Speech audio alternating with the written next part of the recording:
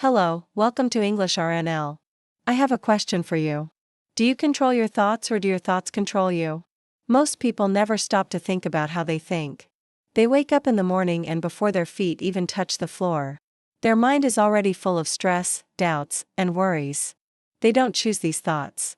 They just appear and they believe them without question. This is why so many people feel tired, anxious, or stuck, even when nothing bad is happening. At that moment, you see, your life doesn't change only when your circumstances change. Your life changes when your thinking changes. And here's the truth. Correct thinking is not something you are born with. It's not a gift that only a few lucky people have. It's a skill you can learn, practice, and master. Today, I'm going to guide you step by step on how to think in a way that brings you clarity when life is confusing, confidence when fear appears, and peace when things feel heavy. If you stay with me until the end, I promise you even one small shift in the way you think can completely change the way you live your life forever. Chapter 1. Why most people think the wrong way. Most people go through life without ever learning how to think correctly. No one teaches this in school. You learn how to read, how to write, how to solve math problems. But no one sits you down and explains how to use your mind in the right way. Because of that, most people spend their whole life thinking on autopilot. That means their mind runs without their control. Thoughts just come and go and they follow them without question. And here's the thing. If you are not controlling your thoughts are controlling you. Think about this. Have you ever woken up in the morning already feeling stressed or worried even though nothing bad has happened yet? You open your eyes and your mind starts talking. I'm so tired. I have so much to do. What if today goes wrong? What if I can't finish my work? These thoughts appear before you even get out of bed. You didn't choose them. They just showed up. And when you believe them, your mood changes. You feel heavy. You feel slow. You feel like the day is already difficult before it even begins. That's what happens when your mind is on autopilot. Wrong thinking is like wearing dirty glasses. Imagine you have a pair of glasses that are covered in dust and fingerprints. No matter where you look, everything seems unclear, dark, and unpleasant. The world itself hasn't changed. The sun is still shining. The colors are still bright, and the people around you are the same. But your vision is dirty, so everything looks worse than it really is. This is exactly how wrong thinking works. Life may be fine, but if your mind is filled with negativity, fear, and doubt, everything will seem worse than it is. You won't see the opportunities in front of you. You won't notice the good things happening. You'll only see the dirt on the lens. Here's something that might surprise you. Your thoughts are not facts. Let me say that again. Your thoughts are not facts. They are mental events. They are like little clouds passing through the sky of your mind. Some clouds are light and fluffy. Some are dark and heavy, but none of them are permanent. Thoughts come and thoughts go. Just because you think something does not mean it's true. If you think, I'm not good enough, that doesn't mean you're not good enough. It just means that thought has appeared in your mind. You can choose to believe it or you can choose to let it pass. But most people don't know this. They believe every thought that appears in their head. If the thought is positive, they feel good. If the thought is negative, they feel bad. They're like a small boat in the ocean being thrown around by every wave. One moment they're happy, the next moment they're sad, then worried, then angry. All because they let their thoughts control their feelings. Let's make it even simpler. Imagine your mind is a radio station. It's always playing something. Sometimes it plays music you like. Sometimes it plays noise you hate. The problem is most people don't realize they can change the station. They just sit there listening to whatever is playing, even if it makes them feel terrible. Correct thinking is learning how to pick the station that helps you, not hurts you. We often believe thoughts without checking if they're true. For example, you might think, I'm going to fail this test, before you even start studying. But have you failed yet? No. You've already decided the result in your mind without giving yourself a chance. Or you might think, that person doesn't like me, just because they didn't smile at you today. Maybe they were just tired or busy. But your mind creates a story and you believe it. This is how wrong thinking builds walls in your life. It stops you before you even try. If you want to start thinking correctly, the first step is awareness. You have to notice when a thought appears and ask, is this a fact or just a thought? If it's just a thought, you can choose to let it pass instead of holding on to it. This is where your power begins. Most people live their whole life without realizing they have this choice. But once you see it, you can't unsee it. Here's a little truth that can change everything for you. You are not your thoughts. You are the observer of your thoughts. You can watch them come and go without believing every single one. You can choose which thoughts to keep and which ones to throw away. And the moment you start doing this, your life will begin to feel lighter, clearer, and more in your control. So, let me ask you this. What if I told you that from today you can take control of your thoughts instead of letting them control you? What if I told you that you can clean the dirty glasses, change the radio station, and see life as it really is, full of chances, full of beauty, and full of possibilities? That's exactly what I'm going to show you in the next chapters. Stay with me because the journey to correct thinking has only just begun. Chapter 2. You are not your thoughts. Your mind is like the sky. It's vast, open, and unchanging in its essence. Your thoughts are like clouds. Some are white and soft. Others are dark and heavy. Some move quickly, some stay for a while. But no matter how many clouds pass, the sky is still there untouched. The sky doesn't become the clouds and you don't become your thoughts. This is one of the most important truths you can learn. You are not your thoughts. You are the observer, the one watching them come and go. But here's the problem. Most people live as if they are the clouds. A negative thought appears and they say, "This is who I am." A scary thought appears and they believe it's the truth. They let every passing thought decide how they feel and what they do. Let's try something simple together. Close your eyes for 5 seconds. Now notice the voice in your head. It might be saying something about this video. It might be thinking about what you'll do later. It might be remembering something from yesterday. But here's the key. That voice is not you. That's just a voice. You are the one hearing it. You are the listener, not the talker. This is what I call observer mode.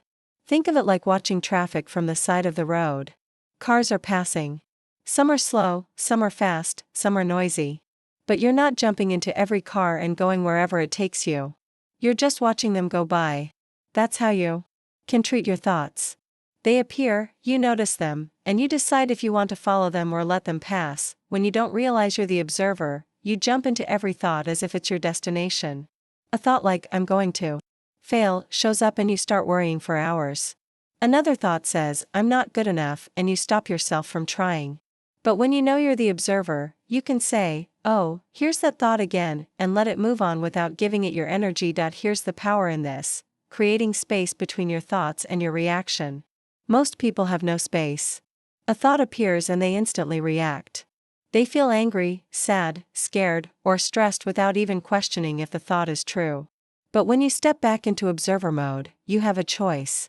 You can pause. You can breathe. You can ask yourself, is this thought useful? Is it helping me?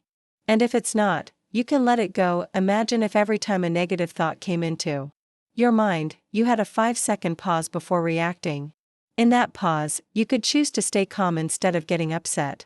You could choose to keep working instead of quitting. You could choose to think differently.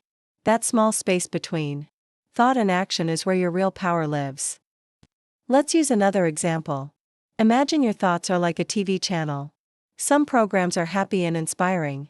Others are scary and stressful. Most people don't realize they can change the channel. They just sit and watch whatever is on, even if it's making them feel bad. But as the observer, you have the remote.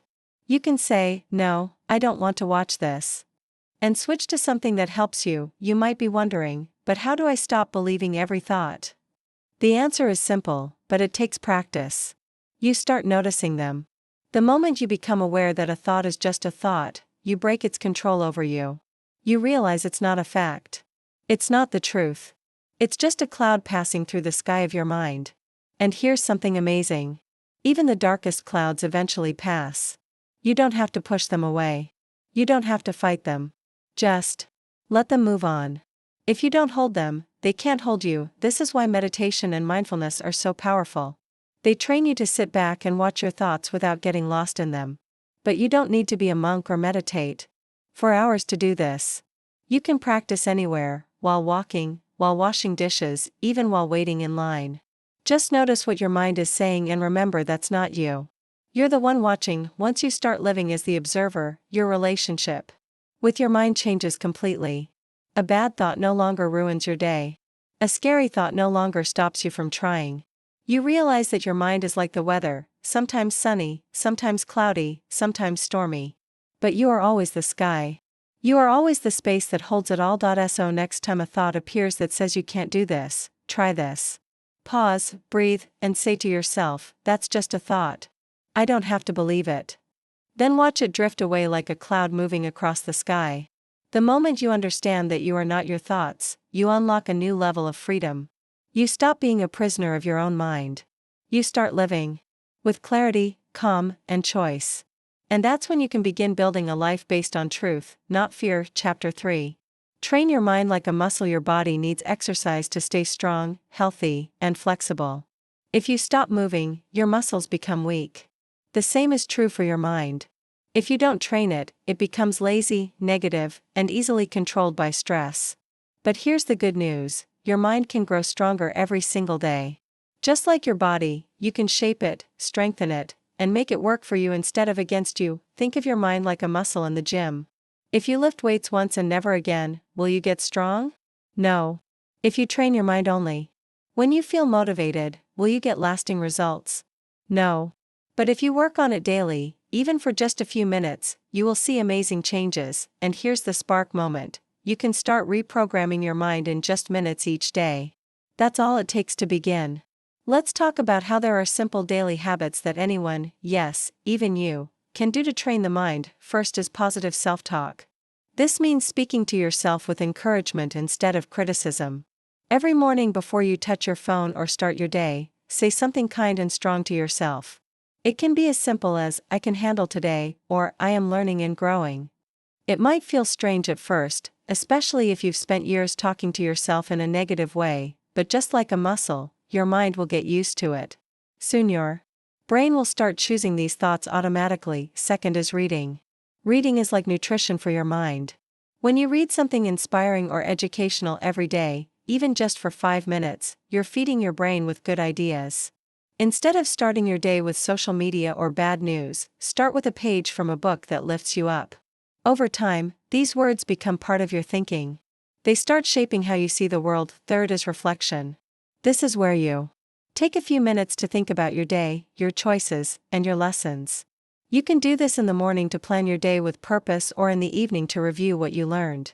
Reflection keeps your mind focused on growth instead of just reacting to whatever happens. Fourth is short meditation. You don't have to sit for hours in silence. Even 2 to 5 minutes a day can make a difference. Close your eyes, focus on your breathing, and simply notice your thoughts without chasing them. This trains your mind to stay calm and focused even in stressful situations. Let me share a short story. I once knew a student named Aisha. She was always stressed, always overthinking, and often doubting herself. One day, I told her about training the mind like a muscle. She decided to try it for 30 days. Every morning, she spent 2 minutes saying positive things to herself. She read one page of an inspiring book. She reflected for a few minutes each night, asking, what did I learn today? And she did 3 minutes of meditation before bed. That's it, no big complicated system. At first, she didn't notice much change. But after a week, she started catching herself before reacting to negative thoughts. After 2 weeks, she was speaking more confidently at work. By the end of 30 days, she told me she felt like a different person, calmer, stronger, and more in control of her emotions. All of that came from just a few minutes a day. Training your mind is not about big effort all at once. It's about small consistent actions every day. If you feed your mind junk, gossip, negativity, fear, you'll think in a weak, fearful way. But if you feed your mind strong, positive, and clear thoughts every day, your thinking will change.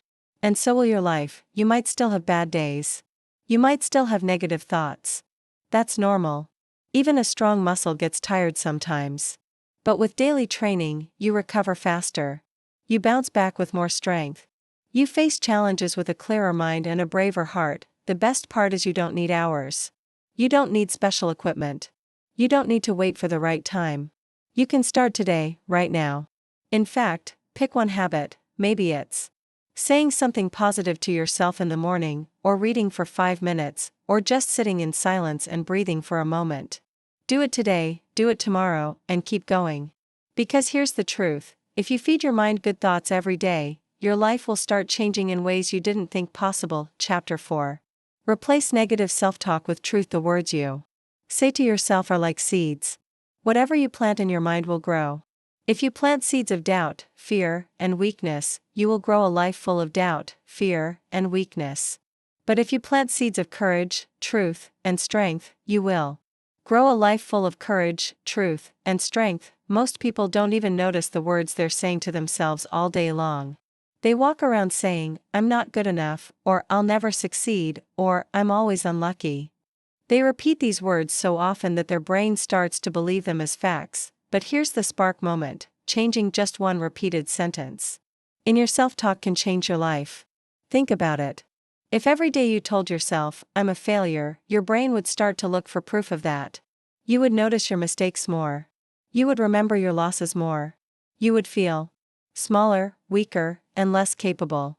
But if you replace that sentence with, "I'm learning and improving," your brain would look for proof of that instead. You would notice your progress. You would celebrate your small wins. You would feel motivated to keep going. The words you choose are like the direction you point your life. Let's use an easy garden metaphor. Your mind is a garden. The words you speak to yourself are the seeds. Negative self-talk is like weeds. If you don't pull them out, they will spread everywhere. They will steal the sunlight, water, and space that your good plants need to grow. You can't just plant flowers and ignore the weeds. You have to be an active gardener. That means noticing the weeds, pulling them out, and planting seeds of truth in their place. Here's a simple replacement exercise. When you catch yourself saying, "I can't change it till I'm learning," that small shift turns a closed door into an open one. "I can't" means the conversation is over. "I'm learning" means you are still moving forward. When you think "I'm weak," replace it with "I'm getting stronger." "I'm weak" focuses on what you lack right now. "I'm getting stronger" focuses on your growth, your progress, and your future. When you say, "I always fail," replace it with, "I'm still figuring it out." Every person who has succeeded at something has failed many times first. The difference is they didn't stop. They kept going because they believed they were still figuring it out. When you tell yourself, "I'm not smart enough," replace it with, "I can learn anything with time and effort." This reminds your brain that intelligence is not fixed. It grows with learning. At first, replacing negative self-talk with truth will feel strange. It might even feel fake. That's because your brain is used to the old sentences. But if you repeat the new truthful ones every day, they will become your new normal. Just like a gardener who plants the same seeds every season, you will begin to see new growth in your mind and your life. Let me share a quick example. A young man I once taught had a habit of saying, "I'm terrible at speaking English." Every time he spoke, he felt nervous and small because he had already told himself he was terrible. I asked him to change that sentence to "I'm improving every day." For the first week, he didn't feel much difference, but by the second week, he noticed something. He was speaking more. He was making fewer mistakes because he wasn't as scared. By the end of the month, he told me he felt 50% more confident. Not because his skills had suddenly become perfect, but because his self-talk gave him courage to keep practicing. That's the power of replacing lies with truth. Your mind believes what you tell it the most. If you constantly feed it lies, "I can't," "I'm weak," "I'm stupid," it will shape your life around those lies. But if you feed it truth, "I'm learning," "I'm getting stronger," "I can improve," it will shape your life around those truths. Every time you speak truth to yourself, you're building a stronger mind. And a stronger mind creates a stronger life. Chapter 5. Ask better questions. Get better answers. Your brain is like a search engine. Whatever question you type into it, it will search for an answer. The problem is most people don't realize they are asking their brain the wrong questions all day long. And just like a search engine, if you ask the wrong question, you will get the wrong answer. If you ask your brain, "Why am I always unlucky?" it will start digging through your memories looking for proof that you are unlucky. It will show you every time something went wrong, every time someone let you down, every time you failed, and suddenly you feel worse, smaller, and even more unlucky just because of one question. But if you ask your brain, "What can I learn from this?" it will start searching for lessons. It will remind you of times you overcame challenges. It will give you ideas for how to do better next time. That one question changes your focus from victim mode to growth mode. This is the spike moment. Your life follows the direction of the questions you ask yourself. Most people live in victim questions without realizing it. These are questions like, why does this always happen to me? Why am I so bad at this? Why do I never get a break? Victim questions make you feel powerless. They make you believe that life is happening to you and there's nothing you can do about it. But there is another kind of question, growth questions. These are questions that move you forward, like, what can I do about this right now? What is this situation trying to teach me? How can I make this better? Let's take a real-life example. Imagine you fail an English speaking test. If you ask, why am I so bad at English? Your brain will list all the mistakes you've made, all the times you were nervous, all the times you forgot a word. You will feel discouraged and might even want to quit. But if you ask, what can I do to improve for next time? Your brain will start looking for solutions.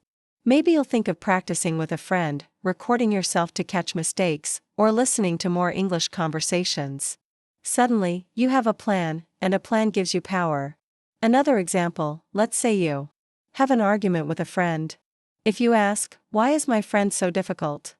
You will focus on everything you don't like about them. But if you ask, how can I communicate better with my friend? Your brain will find ways to fix the relationship instead of making it worse. This works for small daily things, too. If you spill coffee on your shirt before work, you could ask, why am I so clumsy, and spend the rest of the day annoyed at yourself. Or you could ask, what's the fastest way to fix this? And move on with your day without ruining your mood. The key is to become aware of the questions you're asking yourself right now. Every time you feel stuck, upset, or hopeless, pause and ask, wait, what question did I just ask myself? If it's a victim question, change it to a growth question immediately. Here's a quick guide. Victim question, why can't I do this? Growth question, what's one small step I can take right now? Victim question, why does this always happen to me? Growth question, how can I prevent this from happening again? Victim question, why am I so unlucky? Growth question, what can I learn from this situation? Victim question, why is this so hard? Growth question, how can I make this easier? Changing your questions takes practice, but it gets easier every time you do it. Over time, your brain will automatically start asking better questions and your life will begin to shift in a better direction without you even forcing it. Your mind is like a car and your questions are the steering wheel. If you keep asking questions that point you toward problems, you will keep driving into frustration. If you ask questions that point you toward solutions, you will drive toward growth and success. Your questions are the steering wheel of your mind. If you want a better life, start steering in the right direction. Chapter 6. Protect your mind from mental junk food. Your mind is like your body. It becomes whatever you feed it. If you eat fresh, healthy food every day, your body grows stronger, lighter, and more energetic. But if you eat junk food all day, greasy snacks, sugary drinks, processed meals, your body becomes weak, slow, and unhealthy. The same thing happens with your mind. Social media drama, endless gossip, and fear-filled news are the junk food of the brain. At first, they might seem harmless.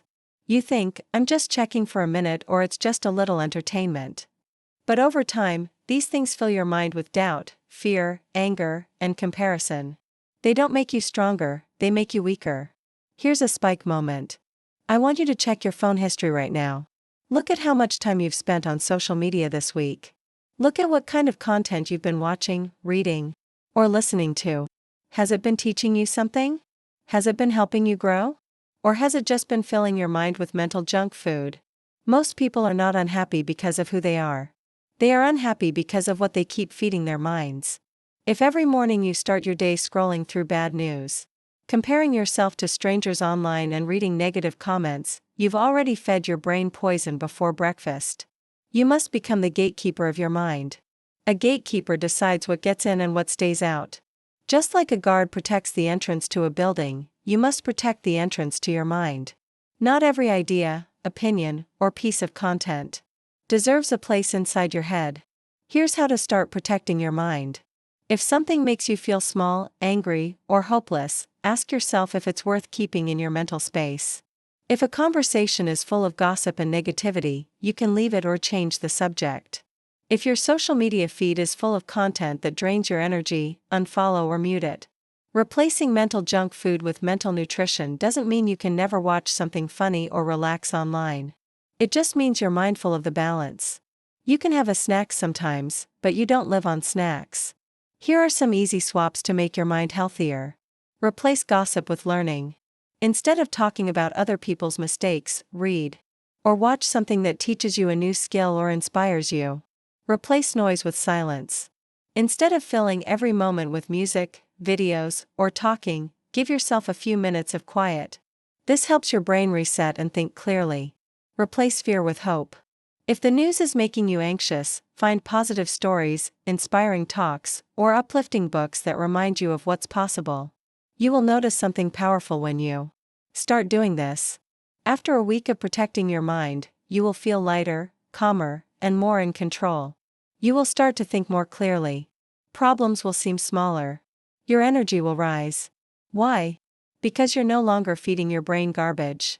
You're giving it the fuel it needs to work at its best. Here's a short example. I once knew a student who used to spend hours each night watching angry debates and scary news videos. He told me he couldn't sleep and always felt stressed. I asked him to replace just 1 hour a day with reading something educational or uplifting. After 2 weeks, he told me his mood had improved. He was sleeping better and he was thinking more positively. All because he changed what he was feeding his mind. This is the truth. Your mind becomes what you feed it. Feed it carefully. If you want peace, feed it peace. If you want strength, feed it knowledge. If you want hope, feed it truth. You are the gatekeeper. Guard your thoughts like they are treasures because they are *, and don't forget to subscribe to my channel and give one like.